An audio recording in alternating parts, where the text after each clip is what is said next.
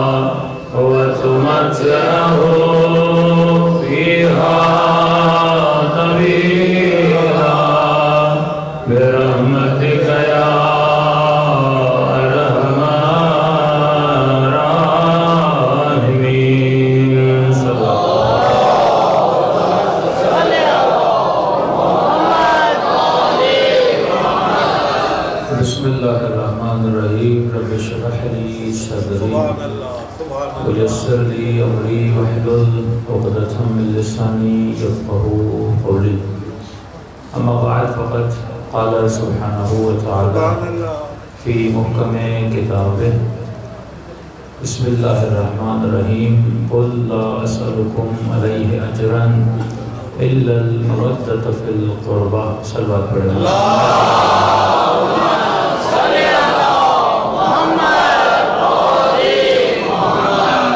دعا ہے پروردگار عالم ہم سب کی عبادتوں کو قبول فرمائے، اور جس مقصد حیات کی خاطر یہ مجالس رکھی جاتی ہیں ان مقاصد میں بھی ہم سب کو کامیابی عطا فرمائے۔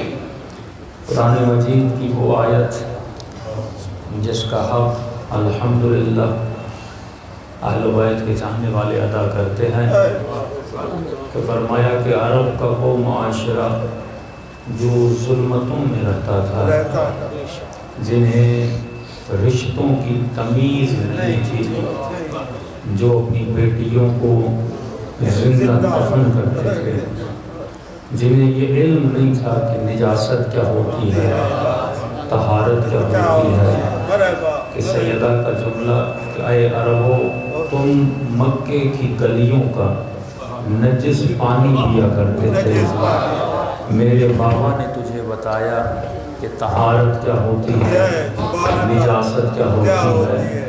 وہ عرب کا معاشرہ جو اپنی سوتیلی ماؤں سے شادیاں کیا کرتے تھے، جنہیں نہ حلال رشتوں کی تمیز تھی نہ حرام رشتوں کی تمیز تھی، وہ عرب کا معاشرہ جو ایک اونٹ کے لیے 60 سال جنگیں لڑتے تھے، انہیں مصطفیٰ نے بتایا اونٹ اونٹ ہوتا ہے، انسان انسان ہوتا ہے،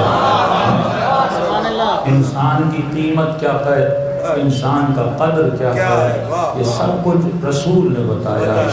اور جب معاشرے کی کسی برائی کا مقابلہ کرنا ہو تو نبی نے مقابلہ کرنا بھی سکھایا۔ ایک وہ معاشرہ جو بیٹیوں کو زندہ دفن کرے، اسی معاشرے میں مصطفیٰ اپنی بیٹی کے احترام میں کھڑے ہیں۔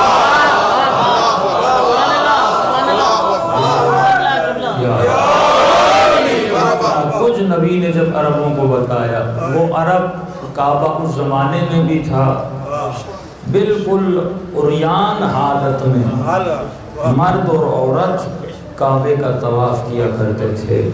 نبی نے بتایا کہ حیا کیا ہوتا ہے، نبی نے بتایا کہ عفت کیا ہوتی ہے، نبی نے سکھایا غیرت کیا ہوتی ہے۔ تو یہ عرب جب سب کچھ سیکھ چکے تو عرب کا یہ بھی وتیرہ تھا، اگر کوئی احسان کرتا تھا تو احسان کا بدلہ احسان سے چکاتے تھے۔ رسول کی خدمت میں آیا، یا رسول اللہ آپ نے ہمیں بتایا کہ بیٹی کی عزت کیا ہوتی ہے، عورت کا مقام کیا ہوتا ہے، آپ نے ہمیں بتایا حلال کیا ہوتا ہے، حرام کیا ہوتا ہے۔ ہم اپنی جبینوں کو بتوں کے سامنے جھکاتے تھے، آپ نے ہمیں بتایا کہ اس جبین کی بڑی عزت ہے، یہ ہر ایرے غیرے کے سامنے نہیں جھکتی، یہ وحدہ لا شریک کے سامنے جھکتی ہے۔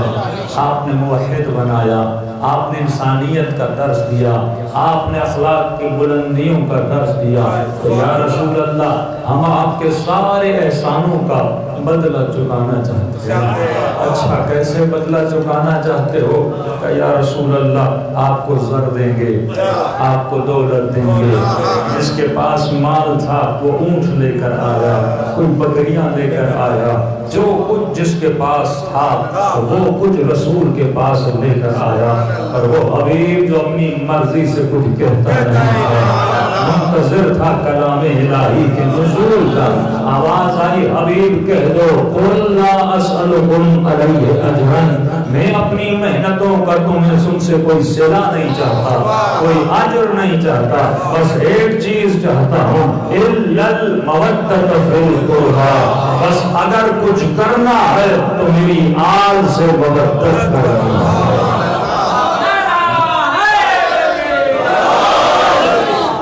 یہ اجر صرف عربوں نے ادا نہیں کرنا تھا۔ آج اگر مسلمان سجدے کر رہا ہے، آج اگر مفتی قرآن پڑھ رہا ہے، آج اگر اس کے گھر میں اسلام بپا ہے تو احسان مصطفیٰ کا ہے۔ تو یہ سجدے تب تک قبول نہیں ہے جب تک سجدے سکھانے والے کا اجر ادا نہیں ہے۔ یہ نمازیں تب تک قبول نہیں ہے، یہ حج عمرے تب تک قبول نہیں ہے، یہ اصحاب سے محبت بھی تب تک قبول نہیں ہے جب تک جس نے صحابی بنایا تھا اس کا اجر بندہ ادا نہ کرے۔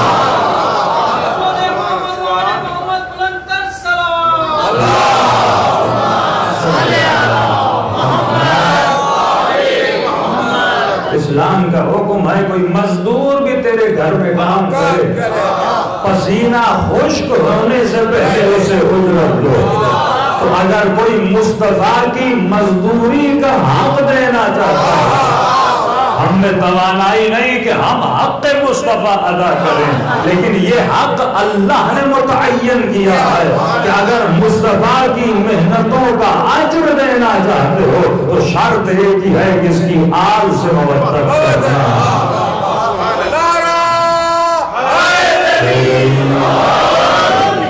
اور عجیب فصاحت و بلاغت قرآن ہے، یہ نہیں کہا کہ محبت کرنا، کہا کہ مودت کرنا۔ محبت میں مودت میں زمین و آسمان کا فرق ہے۔ محبت ایک عام درجہ ہے، مودت ایک اعلیٰ درجہ ہے۔ سمجھانے کے لیے مثال دیتا ہوں، آپ کے دلوں میں کئیوں کی محبت ہوگی، اس دل میں بیٹی کی محبت ہے، اس دل میں بیوی کی محبت ہے، اس دل میں ماں باپ کی محبت ہے، اس دل میں بچوں کی محبت ہے، اس دل میں اپنے زبان کی محبت ہے، اس دل میں اپنے قبیلے کی محبت ہے، اس دل میں اپنے وطن کی محبت ہے، اس دل میں گھر کی محبت ہے، اس دل میں گاڑی کی محبت ہے۔ اب کتنی محبتیں دل میں جمع ہے، تو سوال یہ ہے میں پھر اہل بیت کی محبت کو رکھوں تو کہاں رکھوں؟ یہ دل مختلف محبتوں سے بھرا ہوا ہے، اس لیے نبی نے لفظ محبت کو استعمال نہیں کیا، لفظ مودت کو استعمال کیا۔ یا رسول اللہ مودت کیا ہے؟ فرمائے جہاں پہ یہ ساری محبتیں ختم ہو جائیں وہاں سے مودت کی ابتدا ہوتی ہے۔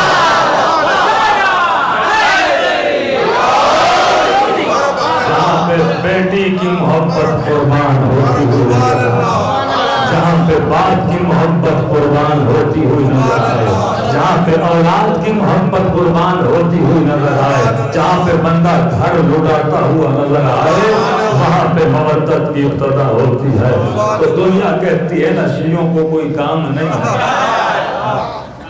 کہ دوپہر کی تیز گرمیوں میں بھی، میں کئی مجمعوں میں مجلس پڑھ کے آیا، مجمع پسینے میں ڈوبا ہوا، تپتا ہوا سورج ان کے سروں پر ہے، سمجھ نہیں آتی یہ کیسے انسان ہے کہ اپنے جسم سے محبت نہیں ہے۔ ہر بندہ چاہے گا کہ میرا جسم اے سی میں بیٹھے، میرا جسم ٹھنڈک میں بیٹھے، ہر بندہ چاہے گا کہ میرے پاؤں میں جوتیاں ہوں۔ یہ کیسے لوگ ہیں جو ننگے پاؤں کے ہر گلی میں چلتے رہتے ہیں؟ ہر بندہ چاہتا ہے بہترین بستر ملے۔ یہ کیسا بندہ ہے جو سب زمین پر بین الحرمین میں سو جاتا ہے؟ ہر بندہ چاہتا ہے جسم کو نرمی ملے۔ یہ کیسا آدمی ہے جو زور سے اپنے سینے پہ اپنے جسم کو مارتا رہتا ہے؟ ارے کیسے جسم سے محبت نہیں ہے؟ کہتا ہے ہاں مجھے جسم سے محبت ہے پر حسین سے محبت ہے۔ ہر بندہ مال بچانا چاہتا ہے۔ یہ کیسا جذبہ ہے جو اسے مال لٹانے پر مجبور کر دیتا ہے؟ یہ مودت کا جذبہ ہے۔ انسان رونا پسند نہیں کرتا، لیکن یہ خوشی خوشی حسین کی مجلس میں آتا ہے اور منتیں کرتا ہے مجھے تھوڑا رلانے دے، مجھے تھوڑا رونے دے۔ ارے یہ کیا ہے؟ تو فطرت انسان بدلتی ہوئی نظر آتی ہے۔ یہ اس بات کرتا ہے کہ مجھے ہر شے سے محبت ہے پر حسین سے محبت ہے۔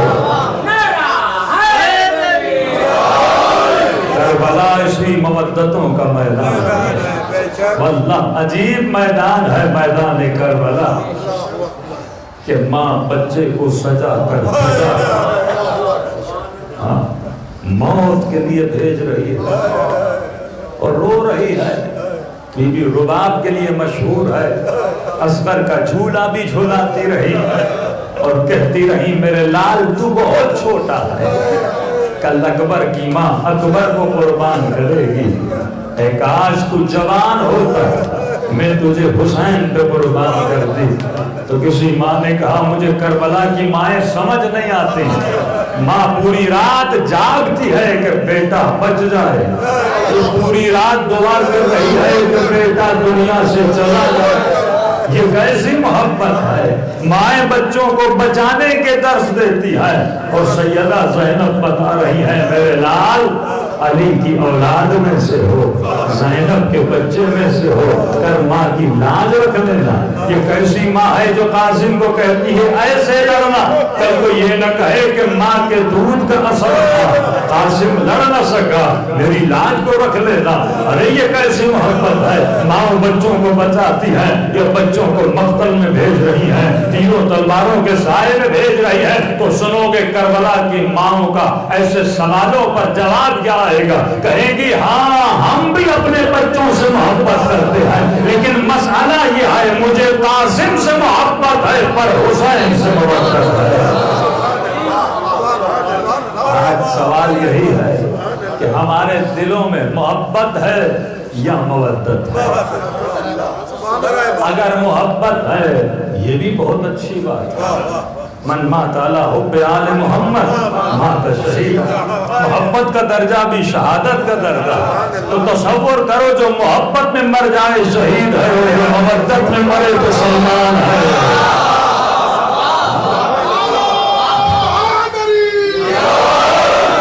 مودت کا درجہ بہت بڑا، مودت انتہائی عشق ہے، یعنی جہاں پہ بندہ سب کچھ قربان، کچھ بھی نہ بچائے، سب کچھ اہل بیت اور خدا کے نام پہ دے دے، اسے مودت کہتے ہیں۔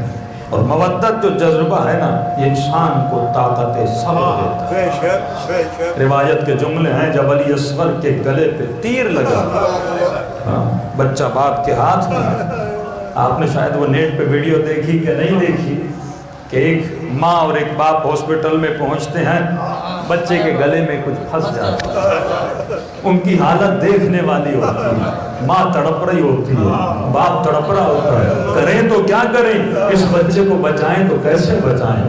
اور وہی حالت حسین کے ہاتھ میں علی اصغر کی ہے، لیکن یزید کا ایک سپاہی کہتا ہے میں نے دیکھا کہ حسین نے سر کو بلند کیا، کہ اے خدا یہ مصیبت بھی حسین کے لیے آسان ہے، کیونکہ حسین نے تجھے مانا ہے، یہ تو نے حسین کے لیے آسان کیا ہے۔ اے خدا اصغر سے حسین کو محبت ہے پر تجھ سے محبت ہے۔ کبھی رضن برضا کی منزل آتی ہے، کبھی تسلیماً لامرے کی منزل آتی ہے، یہ ہے محض تسلیم خدا کی مرضی کے سامنے، کیونکہ یہ ابراہیم کے بچے ہیں۔ کہا نا جبرائیل اگر وہ بچانے پر آئے تو بچا لے، جلانے پر آئے تو جلا لے، جو اسے منظور ہے وہ ابراہیم کو منظور ہے۔ یہ درجہ مودت ہے، یہ درجہ بلند کرنا بڑا اہم ہے۔ ہو سکتا ہے ابھی ہم محبتوں کے میدان میں رہ رہے ہیں، مودت کب آئے گی؟ مودت تب آتی ہے جب تو حقیقی عزتوں کو پہچان، جب حقیقی عزتوں کو پہچان لے تب مودت دل میں آتی ہے۔ آج فیک عزتیں معاشرے میں بکھری ہوئی، جس چیز کو بندہ عزت سمجھ رہا ہے وہ عزت نہیں ہے۔ العزت للہ جمیعا، تمام عزتیں تیرے رب کے لیے ہیں۔ اور مولا جب کربلا پہنچے تھے تو یہ جملہ کہا تھا کہ اے خدا جسے تو مل گیا اسے سب مل گیا۔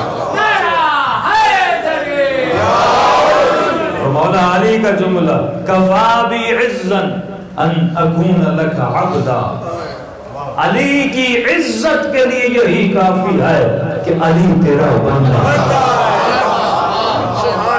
انہوں نے عزت مال کو نہیں سمجھا، انہوں نے عزت دولت کو نہیں سمجھا، انہوں نے عزت حکومت کو نہیں سمجھا۔ یزید عزت حکومت کو سمجھ رہا تھا، تبھی حسین کا قاتل بنا۔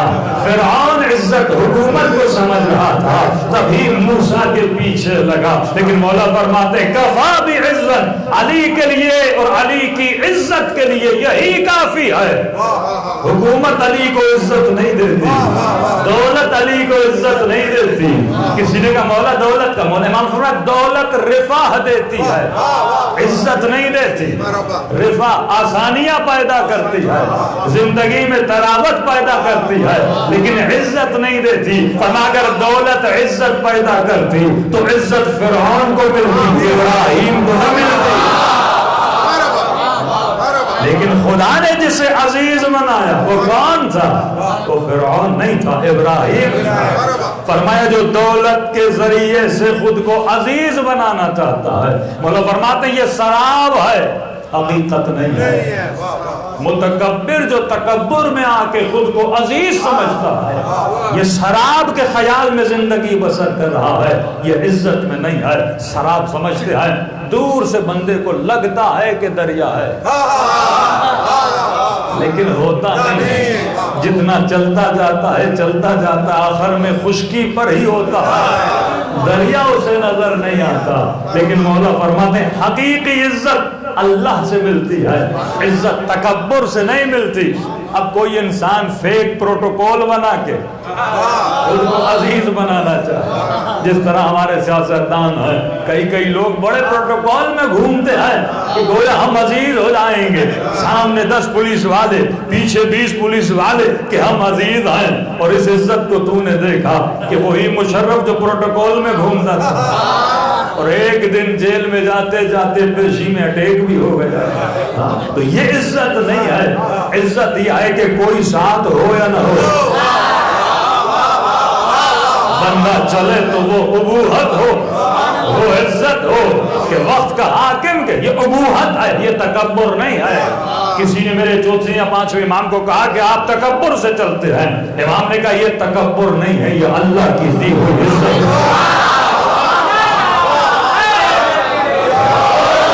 میں نے لوگوں کو نہیں کہا میرے ارد گرد گھومیں، لوگ خود خوشبو کو سون کے ایک فیک خوشبو ہے اس کی تعریف، اور ایک حقیقی پھول ہے کہ وقت کا حاکم کھڑا رہا، کوئی جگہ نہیں دے رہا کہ حجر اسود کو بوسا، لیکن کہتا ہے کہ ایک بندہ خدا ہے، لوگوں نے راستہ دینا شروع کیا اور اس نے حجر اسود کو بوسا دیا اور بڑی آسانی سے چلا گیا۔ میں نے کہا میں حاکم ہوں، میرے پاس فوج ہے، یہ لوگ مجھے جگہ نہیں دے رہے، یہ کون ہے جسے جگہ دے رہے ہیں؟ کہا ہے حاکم یہ زین العابدین۔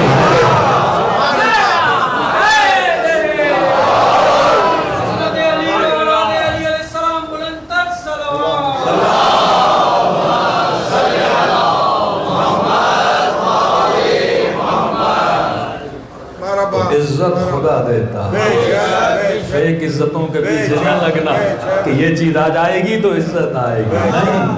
فرمایا جو دنیا دے وہ فان ہے، جو دنیا کے لیے ہو اس کا انجام فنا ہے، جو اللہ کے لیے ہو اس کا انجام بقا ہے۔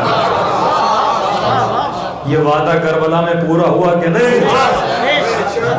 دنیا نے کتنی کوشش کی میرے منہ میں خاک ہو، دنیا نے اتنی کوشش کی کہ حسین کو عزت نہ ملے۔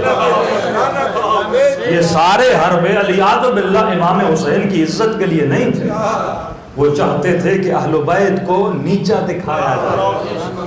کیوں چادریں لوٹی، کیوں ہاتھوں میں رسیاں باندھی؟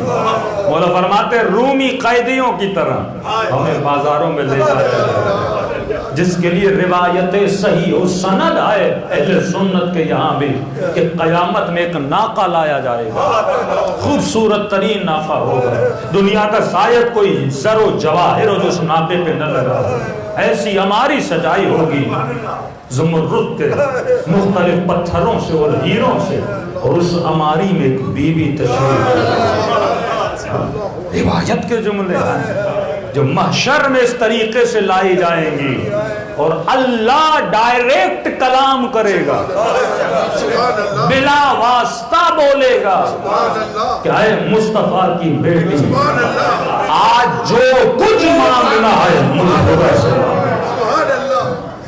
جن کی اتنی عزت ہو محشر میں انبیاء منتظر ہوں گے، آدم سے نہیں پوچھے گا، موسیٰ سے نہیں پوچھے گا، عیسیٰ سے نہیں پوچھے گا، یہاں تک کہ محمد مصطفیٰ سے نہیں پوچھے گا، ان کی بیٹی سے پوچھے گا کہ مانگو جو کچھ تجھے آج مانگنا ہے، کیونکہ اسی بی بی کے بچوں نے دین خدا پر سب کچھ قربان کر دیا۔ وہاں پہ صلح کی باری ہے اور اسی کی بیٹیوں کو اس طریقے سے بازاروں میں لائے۔ اور فرماتے انہوں نے چاہا تھا کہ ہم عزیز نہ بنے، یہ چاہتے تھے کہ دنیا میں نیچا دکھایا جائے، تبھی یہ لاشوں سے بہترامی کرتے تھے، تبھی یہ خیموں کو جلاتے تھے، کبھی یہ مسلم کے جنازے کو کوفے کی گلیوں میں گھماتے تھے۔ یہ آل رسول تھے، ان کی نسبت علی سے تھی، اس طرح سے بہترامی کرتے تھے، کبھی جلاتے تھے۔ جناب زید کا لاشا ہی دیکھ لیجیے، مارا، جلایا، جلانے کے بعد ہڈیوں تک دارالامارہ کے دروازے سے لٹکایا گیا، یہاں تک کہ خاک ہو کے اڑا دیا، ایک بھی نشان کے لاش کا باقی نہ رہے۔ جنگلوں میں جا کے اہل بیت کو در بدر کیا تاکہ دنیا کو یاد نہ رہے کوئی حسین تھا، کوئی علی کا بچہ تھا۔ لیکن یزید تجھے کیا پتا، عزت تو نہیں دیتا، عزت خدا دیتا ہے۔ تبھی مولا فرماتے ہیں کفا بی عزا ان اکون لک عبدا۔ تو اے انسان، مودت تب پیدا ہوتی ہے جب وہ راستہ اختیار کرو جو تیرے رب نے بتایا۔ یہ جملہ معمولی جملہ نہیں ہے، مولا نے فخر اپنی ولایت پہ نہیں کیا، فخر اپنے امیر المومنین ہونے پہ نہیں کیا، مولا نے فخر حسنین کے بابا ہونے پہ نہیں کیا، مولا نے فخر سیدہ کے شوہر ہونے پہ نہیں کیا، مولا نے فخر نبی کے بھائی ہونے پہ نہیں کیا، مولا نے فخر باب مدینۃ العلم ہونے پر نہیں کیا۔ علی فخر کر رہے ہیں وہ اپنے عبد ہونے پہ فخر کر رہے ہیں، کیونکہ کس کے عبد ہیں؟ رب العالمین کے عبد ہیں۔ جب آپ تشہد پڑھتے ہیں نا اشہد ان محمدن عبدہ و رسول، پہلے عبد ہے بعد میں رسول ہے۔ اللہ جب نبی کا بھی تعارف کروا رہا ہے تو اللہ بھی محمد کے عبد ہونے پہ فخر کر رہا ہے۔ آج مومن کو کسی چیز پہ فخر کرنا چاہیے تو عبدیت پہ کیوں؟ فرمایا انسان ذرا سوچ کہ اس نے تجھے کتنی عبودیتوں سے نکالا، اپنی عبدیت میں لا دیا۔ کچھ موضوع ممبر نہیں ہوتے کہ دنیا میں لوگ کن کن چیزوں کو سجدے کرتے ہیں، کوئی بھینس کا پجاری، کوئی پتھر کا پجاری، گندی گندی کوئی بندر کا پجاری، جا کر دیکھیے دنیا کن چیزوں میں پڑی ہوئی ہے، لیکن فخر کرو تو خدا کی عبادت سے۔ یہ سجدہ جو زمین پہ رکھتا ہے یہ احسان مصطفیٰ اور حسین، اس نے تجھے کہاں سے کہاں لا کر بٹھا دیا۔ تو کفا بی فخرن کفا بی عزن ان اکون لک عبدا، دوسرا جملہ کفا بی فخرن ان تکون لی ربا۔ علی کی عزت اسی میں ہے کہ تیرا عبد ہے، اور علی اسی بات پہ فخر کرتا ہے کہ تو علی کا رب ہے۔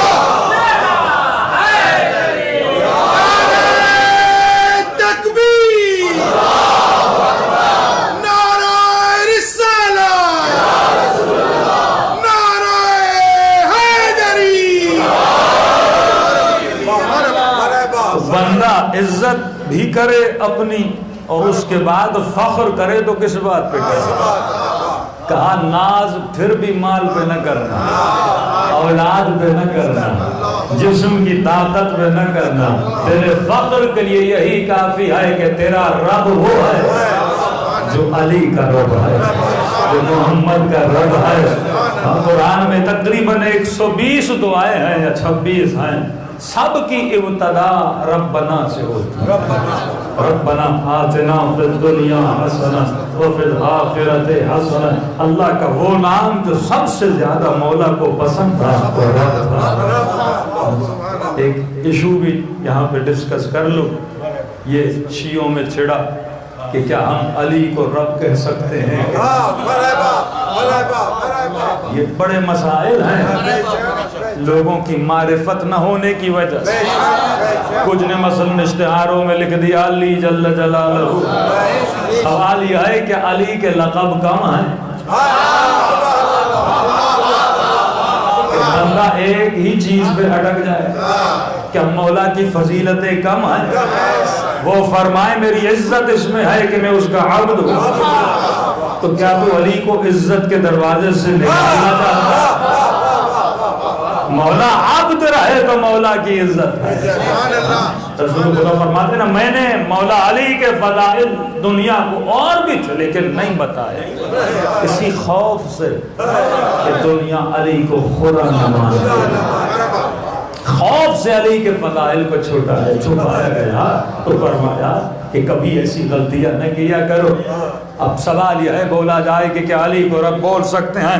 کچھ نے بولا کہ ہاں بھائی بولا جا سکتا ہے، کیونکہ ہم اپنے سجدوں میں پڑھتے ہیں رب ارحمہما کما ربیانی صغیرا، اے خدا مجھ پر رحم نازل کر اسی طرح جیسے میرے چھوٹے ربوں نے میرے اوپر رحم کیا تھا بچپنے میں، تو ماں باپ کی طرح تو بھی میرے اوپر رحم نازل کرنا۔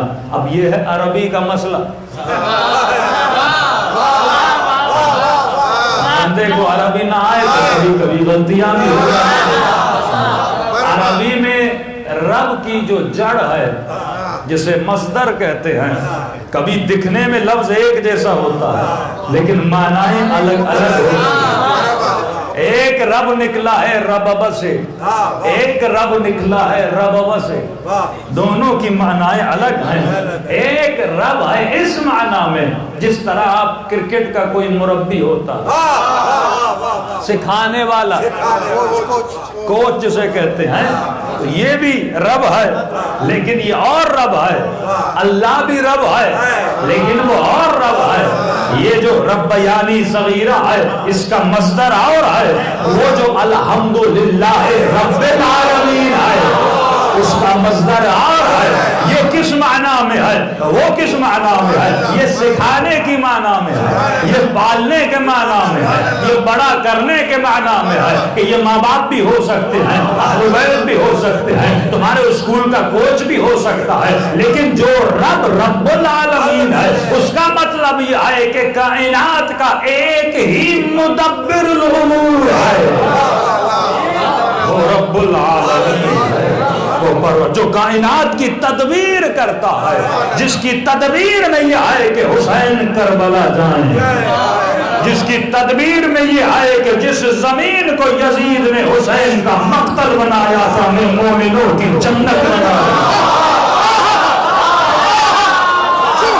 وہ مدبر جو کائنات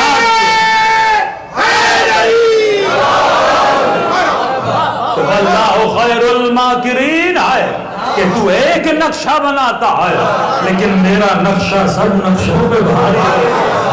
تو کون ہے جو میرا مقابلہ کرے؟ فرعون نے تدبیر کی جادوگروں کو بلاؤں گا اور موسیٰ کو رسوا کر دوں گا، لیکن اللہ کی تدبیر تھی ایک لکڑی کے ذریعے فرعون اور اس کے جادوگروں کو رسوا کر دیا۔ تو وہ رب العالمین ہے۔ اور ایک چیز یاد رکھنا، کبھی کبھی کوئی لفظ کسی ذات خاص کے ساتھ مختص ہو جاتا ہے۔ کیا ہو جاتا ہے؟ مختص۔ ہم سب کا عقیدہ ہے کہ ہمارے 12 کے 12 امیر المؤمنین ہیں، ہمارا عقیدہ ہے، لیکن معصومین نے کہا ہم سب کو نہ کہو۔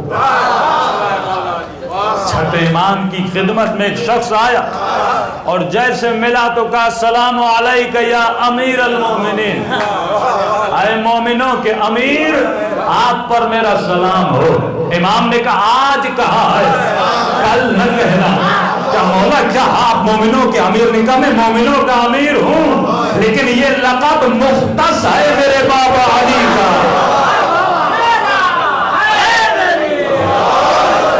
مطلب ہم یہ چاہتے ہیں کہ جب جب یہ نام آئے لوگوں کے ذہنوں میں ایک آئے اور وہ علی المرتضیٰ ہے۔ مجھے صادق کہو، ہمیں باقر کہو، ہمیں سید الساجدین کہو، ہمیں زین العابدین کہو، تو ہو سکتا ہے کہ رب کسی معنی میں بھی استعمال ہو، لیکن یہ لفظ مختص ہے پروردگار تو جو الفاظ مختص ہیں ان کو ملٹی پل چیزوں میں استعمال نہ کیا کرو، کیونکہ تصورات بکھر جاتے ہیں۔ مثلا جل جلالہ اللہ کے پاس مختص ہے، جب بھی لفظ جل جلالہ آتا ہے تو تصور خدا کا ہے، اور اگر تم اللہ کے علاوہ کسی کے ساتھ لگاؤ گے تو تصورات مل جائیں گے۔ اہل بیت تصورات کو صحیح کرنے آئے، تصورات کے بگاڑ میں نہیں آئے۔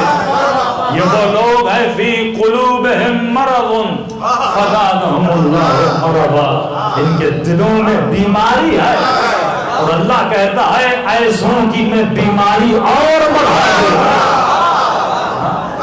علی والے کا دل بیمار نہیں ہے، وہ محبت میں آگے نہیں بڑھتا، محبت ایسی ہی کرتا ہے جیسی انہوں نے بتائی کہ کہا جو علی سے آگے نکل جائے وہ نصیری ہوگا، جو پیچھے رہتا ہے وہ سلمان فرزند۔ تو تمہیں اطاعت کرنی ہے، اور اطاعت سے پھر مودت پیدا ہو۔ مودت قربانی کے جذبے کا نام ہے کہ بندہ ہر چیز اہل بیت پہ قربان کرے۔ یہ دل کا آئینہ ہے، آئینے میں جب مختلف محبتیں ہوں تو پھر مختلف تصویریں آ جاتی ہیں۔ اللہ چاہتا ہے اس آئینے میں بس اس کی تصویر ہو، کسی اور کی تصویر نہیں۔ اس آئینے میں بس 14 کی تصویر ہو، کسی اور کی تصویر نہ ہو، تو جو محبت ہوگی وہ دکھے گا۔ دل میں جس کی محبت ہوگی اس کے لیے جذبات دکھیں گے، کیونکہ محبت کا تعلق جسم سے نہیں ہے، محبت کا تعلق روح سے۔ بندہ موٹاپا اپنا دکھا سکتا ہے، پتلا پن دکھا سکتا ہے، لیکن ہے کوئی دنیا میں جسے میں کہوں محبت دکھا؟ کوئی بندہ محبت دکھا نہیں سکتا، کیونکہ محبت کا تعلق تیرے روح سے، اظہار محبت ہوتا ہے لیکن محبت نظر نہیں آتی۔ ایک اور نقطہ بیان کر دو کہ کسی اہل سنت کے عالم نے کہا کہ بھائی ہم بھی محبت کرتے ہیں۔ اب فرق محبت اور مودت سمجھنا، شیعہ کرتے ہیں مودت، دنیا محبت کرتی ہے بس، لیکن ہر چیز کے کچھ تقاضے ہوتے ہیں۔ اب آپ محبت کرتے ہو، مجھے کیسے پتا؟ آپ غم اہل بیت رکھتے ہو، مجھے کیسے پتا؟ ایسے تو اور بھی تھے جو کہتے رہے ہم رسول سے محبت کرتے ہیں، لیکن اللہ نے کہا حبیب یہ نہیں کرتے، اور ثابت کرنے کے لیے سورہ منافقون کو اتار دیا۔ حبیب ان کے دلوں میں نفاق نظر نہیں آتا، جس طرح محبت نظر نہیں آتی، جس طرح بغض نظر نہیں آتا۔ محبت کے آثار ہوتے ہیں، بغض کے آثار ہوتے ہیں۔ اب مولانا محبت کا اثر کیا ہوتا ہے؟ اثر یہ ہے کہ بندے کو کسی سے محبت ہونا جب اسے تکلیف ہوتی ہے تو بندہ رونا شروع کرتا، اور بندے کو کسی سے محبت ہونا اسے خوشی ملے تو بندہ مسکرانا شروع کرتا ہے۔ تو محبت کا اثر یا آنسو ہے، یا ہنسی ہے، یا خوشی کا اظہار ہے۔ اسی طرح غم کا بھی اثر ہو رہا ہے، غم ہوگا تو بندے کے آنکھوں سے آنسو آئیں گے، کبھی ماں کے مرنے پہ، کبھی باپ کے مرنے پہ، کبھی بیٹے کے زخمی ہونے پہ، تو یہ اثر ہے۔ تو کہا کہ نہیں ہم بھی غم اہل بیت مناتے ہیں لیکن ہم سوگ نہیں کرتے۔ یہ جملہ بڑا عجیب ہے، ہم بھی غم اہل بیت مناتے ہیں پر سوگ نہیں کرتے۔ بھائی مجھے کیسے پتا کہ تیرے دل میں حسین کا غم ہے؟ اور اس سے بڑی منافقت ہو سکتی ہے کہ دل میں حسین کا غم ہے اور اسی دل میں بیٹے کی شادی بھی کر رہا ہے۔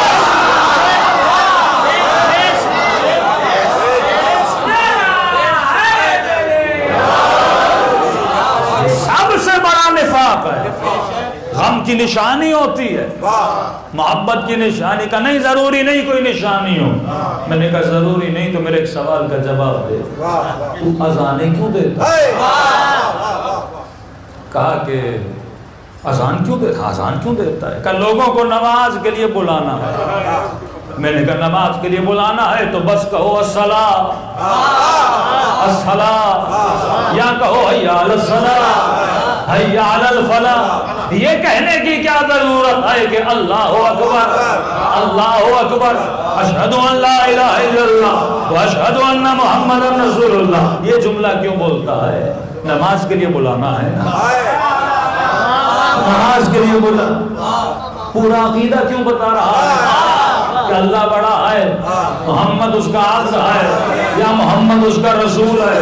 تو کسے بتا رہا ہے؟ مجھے نہیں پتا، یا تیرے محلے والوں کو نہیں پتا، یا تیری بیوی کو نہیں پتا کہ کیا ہو رہا ہے۔ پوری بستی مسلمانوں کی، سارے گھر مسلمانوں کے، اگر تو ہوتا ہندوؤں کے محلے میں تو بات بنتی تھی کہ تو 4 ہندوؤں کو سنا رہا ہے کہ اللہ بڑا ہے، محمد اس کا رسول ہے۔ تو کسے سنا رہا ہے؟ جبکہ سب کو پتا ہے کہ اللہ بڑا ہے، سب کو پتا ہے کہ محمد اس کا رسول ہے۔ پتا نہ ہوتا تو سجدے نہ کرتے، پتا نہ ہوتا تو حج نہ کرتے، پتا نہ ہوتا تو عید میلاد النبی نہ مناتے۔ کہتا نہیں مولانا، بتانا ضروری ہے۔ میں نے کہا کیوں ضروری ہے؟ کہ دین کا مسئلہ ہے، اگر عقیدہ ہے تو اظہار کرنا ضروری ہے۔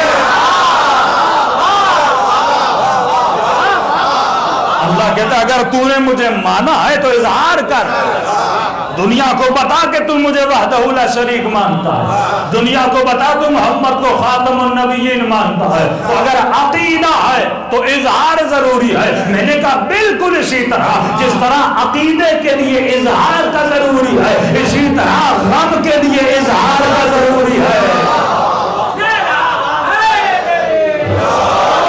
محبت ہے تو اظہار کرنا ضروری ہے۔ ہم گھروں پہ علم لگا کر اظہار کرتے ہیں کہ یہ گھر کسی ایسے ویسے کا نہیں، یہ حسین کے چاہنے والے کا۔ جب غم حسین مناتے ہیں تو بدن پہ کالا لباس پہنتے ہیں، اظہار کرتے ہیں کہ اب یہ بدن غمگین ہے۔ 2 مہینہ اظہار غم ہوتا ہے۔ تیری نبی سی محبت کے لیے میلاد کا ہونا ضروری ہے۔ رسول سے محبت ہے تو محبت رکھنا، میلاد کیوں منا رہا ہے؟ کہ نہیں اظہار ضروری ہے۔ تو اسی طرح غم کا اظہار بھی ضروری ہے۔ تو نعتیں پڑھتا ہے وہ بدعت نہیں ہے؟ کتنی نعتیں رسول کی، کہ نہیں یہ محبت کا اظہار ہے۔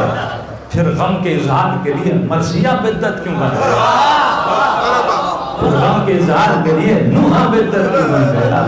تو محبت اظہار کا نام ہے اور تقاضا ہے محبت کا کہ جس سے محبت ہوتی ہے اس کے دشمن سے محبت نہیں ہوتی۔ یہ بھی سب سے بڑا نفاق ہے کہ بندہ بولے مجھے علی سے محبت ہے اور پھر بولے مجھے اس کے دشمن سے بھی محبت ہے۔ بڑا فلسفہ ہے تیرا، بڑا فلسفہ ہے تیرا کہ بندہ بولے کہ بابا تجھ سے بڑا پیار کرتا ہوں، اور ایک بندہ دن رات اس کے باپ کو گالیاں دے بولے بابا اس سے بھی محبت کر، تو بھی بہت اچھا ہے، تجھے گالیاں دینے والا بھی بہت اچھا ہے، تو باپ بولے گا تیری محبت پہ لعنت۔ یہ کیسی محبت؟ مجھ سے بھی محبت اور مجھے برا بھلا، مجھے گالیاں دینے والا، میرا ہاتھ کھانے والا، میرے گھر پہ ڈاکہ ڈالنے والا، تو اس سے بھی محبت کرے تو بولے گا بیٹا یہ محبت نہیں ہے، یہ نفاق ہے۔ اگر مجھ سے محبت ہے تو میرے دشمن سے محبت ہونی نہیں چاہیے۔ بس شیعوں کا قصور یہ ہے کہ شیعہ علی کی محبت میں نفاق نہیں کرتے۔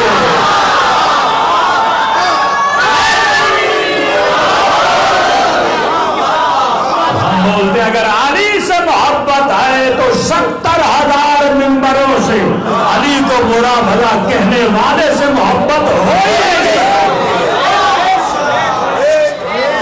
یا یہ بولو علی سے محبت ہے، یا یہ بولو اس سے محبت ہے، اور نعرہ یہ مارا جائے کہ علی اور وہ بھائی بھائی۔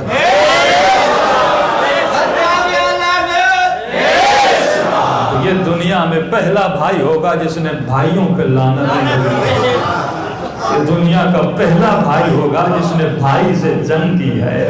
تو ذرا عقل کے ناخن بھی لینے چاہیے، اتنی عقل تو بچے کو بھی ہے، تو شکر خدا کریں جو بچے گانا باتیں ہیں وہ بھی مسلمان کے سمجھ میں نہیں آئی، اور در اہل بیت پہ آنے سے تجھے بڑی بڑی باتیں سمجھ میں آئی۔ یہ در مکتب عقل ہے، مکتب فکر ہے۔ وقت بہت تیزی سے گزر چکا ہے، دوسری مجلس میں بھی جانا ہے۔ واقعہ میں نے بہت سال پہلے سنایا تھا کہ جب مولا کے حرم کو وسعت دینی چاہیے تو حرم کے نقشے میں ایک گھر آ رہا تھا جو ایک مزدور کا تھا۔ حرم والے مزدور کے پاس گئے کہ آپ اپنا گھر بیچو گے، قیمت مثلا لاکھ کی، ہم تجھے 5 لاکھ۔ مزدور تھا، رازے کا کام کرتا تھا، لوگوں کے گھر بناتا تھا۔ خوش ہو جاؤ، چھوٹا گھر بیچو گے، بڑا گھر خریدو۔ اور اس سے بڑی خوش نصیبی کہ یہ گھر حسین کے حرم کے اندر آنے والا ہے۔ بوڑھے نے تھوڑی دیر سوچا، سوچنے کے بعد کہا میں نہیں بیچوں گا۔ پریشان ہو، ارے لوگ منتیں کر کے دے کر جاتے ہیں اور ہم تجھے اتنی رقم دے رہے ہیں کہ بھئی میرا گھر ہے، نہیں دیتا۔ ایک ہفتے کے بعد گئے، کہا بزرگ قیمت کم ہے تو زیادہ دیتا ہے، 5 لاکھ کی جگہ تجھے 10 لاکھ۔ اس نے کہا میرا گھر ہے، میں نہیں بیچوں۔ کہ 10-15 دن گزرے، کیا دیکھا؟ مزدور اپنے گھر کی ٹوٹی ہوئی دیواروں مرمت کر لگا، دروازوں کو رنگ کرنے لگا، دیواروں کو رنگ کرنے لگا۔ یہ کہنے لگے کر کیا رہے ہو؟ کچھ بھی ہو جائے گھر تم سے لیں گے، اسے بلڈوز کریں گے، سارا گرایا جائے گا، اتنی محنتیں کیوں کر رہا ہے؟ کہا میرا گھر ہے، میری مرضی ہے، تیرا کیا جائے۔ کئی دنوں کے بعد جب اس نے محنت کے گھر بنا لیا، اب پیغام بھیجا آؤ گھر دینا چاہتا ہوں۔ اس کے پاس آئے کہ مزدور بڑا ہوشیار ہے، نیا کر کے بڑی قیمت لگانا چاہتے، بتاؤ کتنے لاکھ میں بیچو گے؟ اس نے کہا پیسوں کی بات کس نے کی؟ پیسوں کی بات کس نے کی؟ آؤ رجسٹری آفس چلتے، یہ سارے پریشان، اب مانگے گا، اب مانگے گا۔ اس نے پورا گھر لکھ کے دے دیا کہ مزدور چلو یہ بات سمجھ میں آتی، عقیدت میں بڑے بڑے لوگ حسین کو بہت کچھ دے کر جاتے ہیں، لیکن دینا ہی تھا تو پھر بنایا کیوں؟ اتنی محنت کر کے سجایا کیوں؟ دیواروں کو رنگ کیوں کیا؟ کہ زندگی میں پہلی مرتبہ کوئی چیز حسین کو دے رہا ہے، یہ محبت کہ کربلا میں رباع بن اثر میں لیلان اکبر بیوی پروان فاصل دیا، یہ فخر ہے کہ میں حسین کو کچھ دے رہا ہوں۔ تو یہ مودت کے خلاف تھا کہ قرآنی چیز دیتا، میں نے چاہا کہ حسین کو نئی چیز دے۔ جب بندے کی مودت ہونا پھر واللہ حسین ایسے کو جنت میں ایسا گھر جس کا تصور کسی نے نہیں کیا۔ آئیے دلوں کو کربلا لے کر چلیں اور سوچیں کہ ہم نے زندگی میں حسین کو کیا کیا، بس لیا ہے مجلس میں آ کر حسین سے سکون لیا، اس محفل میں آ کر علم لیا، ہدایت لی، یعنی مولا ظاہری طور پہ دنیا سے جا چکے ہیں لیکن حسین کی مجلسیں ابھی تک نور باندھ رہی ہیں۔ تو گھر جا کے سوچا کرو کہ تو نے حسین کو کیا دیا۔ خلاصہ کروں، حسین کو کسی چیز کی ضرورت نہیں، لیکن حسین تجھ سے ایک چیز ضرور مانگتے ہیں۔ علماء فرماتے ہیں مولا تجھ سے تجھ کو مانگتے ہیں۔ بہترین ہدیہ یہ ہے کہ خود کو غلامی حسین میں پیش کرو، نوکر بنو، غلام حسین بنو۔ دعا ہے اللہ ان مجلسوں کے صدقے میں ہمیں غلام حسین دلوں کو کربلا لے کر جو جملے اس آقا کی مصیبت کے تاکہ سیدہ بھی ہم سب سے راضی و خوش کرے۔ السلام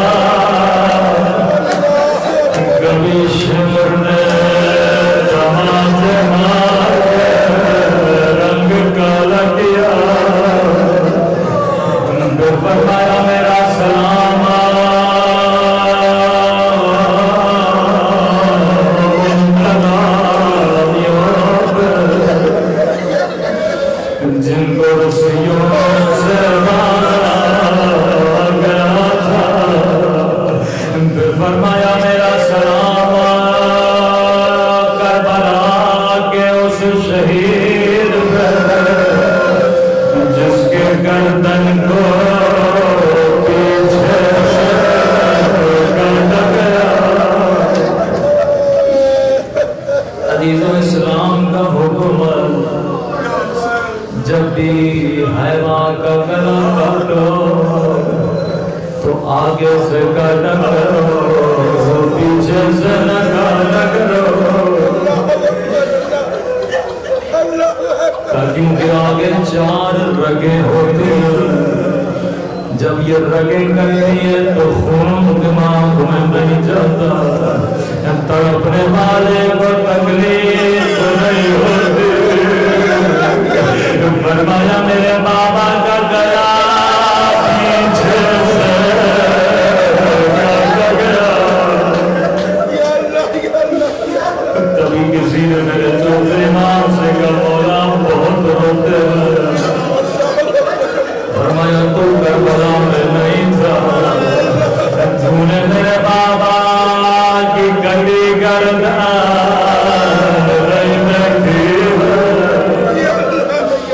بازار میں جاتے تھے، گوشت والے اپنے گوشت پہ کپڑا ڈال دیتے تھے۔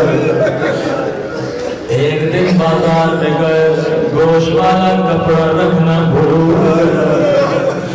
جیسے امام نے گوشت کو دیکھا زمین پر رو کر کہنے لگا ہائے میرا قاسم، ہائے میرا غریب الوطن بابا، کیسا یہ بتا کیا تو نے حیوان کو پانی پلایا تھا؟ مولا میں مسلمان ہوں، تو کہنے لگے کربلا میں بھی تو مسلمان تھے، لیکن میرے بابا کو ایک گھونٹ پانی نہیں پلایا تھا۔ تو میرا بابا 3 دن کا پیاسا تھا۔ دوسرا سوال کیا کساری یہ بتا جب تو نے اس حیوان کو ذبح کیا کوئی اور حیوان تو نہیں دیکھ رہا تھا؟ کہ نہیں مولا۔ امام نے کہا ہائے میری بھوٹی ظاہرہ، اس 70 قدمات سے دیکھتی رہی اور شبر میرے بابا کے سینے پہ سوار تھا۔ آخری سوال نے پورے بازار کو رولا دیا کہ یہ بتا جب تم نے اس حیوان کو ذبح کیا تھا کیا تم نے چھری کو تیز کیا تھا یا نہیں؟ مولا مجھے پتا ہے کبھی کند چھری سے وہ حیوان کا گلا نہیں کاٹا جاتا، ایک مرتبہ کربلا کا روکیا رو کر کہنے لگے کند چھری سے میرے بابا کا گلا کاٹا گیا، اس ظالم سے ایک ضربت میں گلا نہیں کٹا، اس میں میرے بابا کو 12 ضربتیں لگائی تھی۔ میں جب پہلی ضربت چلی انبیاء نے کہا ہم نہیں دیکھ سکتے، دوسری ضربت چلی ابراہیم نے کہا میں بھی نہیں دیکھ سکتا، یہاں 11ویں ضربت چلی نبی نے کہا حسین میں بھی نہیں دیکھ سکتا، یہاں 12ویں ضربت چلی علی نے کہا میرے لال میں بھی نہیں دیکھ سکتا، مولا کی آواز آئے مجھے سب چھوڑ